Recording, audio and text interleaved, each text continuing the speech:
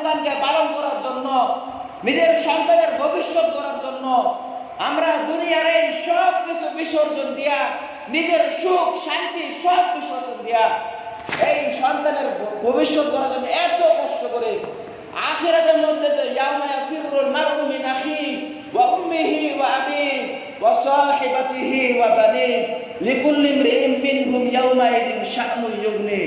আর যে সন্তানের জন্য এত কিছু করছো, সেই সন্তান তো সেদিন বলবে আমার বাবাই না। সেই বাবার জন্য এত কিছু করছো, সেই বাবা বলবে আমি তো বিয়েই করি নাই, আবার আমার সন্তান আসতো কোথা থেকে। যে মা এত দয়া দেখাইতো, সে মার জন্য যদি এই আল্লাহর হুকুমগুলো অমান্য করো, সেদিন ওই মা বলবে আমি তো দুনিয়ার মধ্যে কুমারী ছিলাম, আমি তো কুয়ারি ছিলাম, আমি তো বিয়ে করি নাই, তাহলে আমার সন্তান হলো কিভাবে? শুধু একটা নেক আমল দেওয়ার ভয়ে সেদিন অস্বীকার করবে।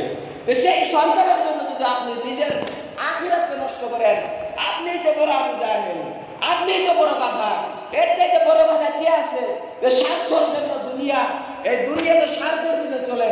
স্বার্থ ছাড়া কে আছে দুনিয়ার মধ্যে? একটু তাকান, স্বার্থ ছাড়া কে আছে? তো সেইখানে যদি নিজের স্বার্থ নিজে না দেখেন, আখিরাতের মধ্যে আর আপনি তো নিজের সন্তানকে নিজেই পরিচয় দিবেন না। সেই সন্তানের জন্য দুনিয়া এত কিছু করতেছেন কেন? আমি বলতেছি না এত কিছু করেন না, করবেন ঠিক আছে, কিন্তু আল্লাহর হুকুম। আমরা গ্রামের মানুষ, এখানে আল্লাহ আমাদেরকে কাজকর্ম করে খাইতে হয়, নামাজটা বন্ধ আদায় করে, কমপক্ষে নামাজ আদায় করি। এই জন্য আমার উদ্দেশ্য হইল এখানে বলার যে এই সব কিছু করার পিছনে আমরা শুধু একটা অন্ধকার, একটা আলো দেখতেছি, চতুর্দিকে অন্ধকার, আর একটা শুধু প্রদীপ দেখতেছি, আর প্রদীপের দিকে সবাই দৌড়াইতেছি। আর দৌড়াইতে দৌড়াইতে দেখতে বাধা হয়েছে, ওই প্রদীপও নিভে যাবে। আগে ওই দিকে দৌড়ান যেদিকে নূরের বড় তাজাল্লি দেখা যায়, ওই আখিরাতের দিকে দৌড়ান যে আখিরাতের মধ্যে আমাকে ধরা হবে। সেদিন ফামান ইয়ামাল মিসকালা যাররাতিন খায়রান ইয়ারা ওয়া মান ইয়ামাল মিসকালা যাররাতিন শাররান ইয়ারা।